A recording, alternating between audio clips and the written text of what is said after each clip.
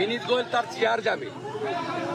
ওই সিঙ্গুরে মমতা ব্যানার্জিকে যে টেনে হিঁচড়ে বের করেছিল বিডি অফিস থেকে, ওই মাদক সুপ্রতিম সরকারকে শুভেন্দু অধিকারী কি বলছে শুনুন। পা চাটছে বিনীত গোয়েল। শিক্ষা দেব কোর্টে।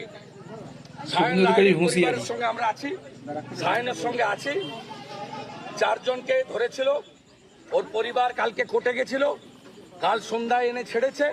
কিন্তু আমরা কোর্ট করব, অ্যারেস্ট মেমো দেখাতে হবে, কেন ডিটেন দেখাতে হবে, এই গুন্ডামি বন্ধ করব।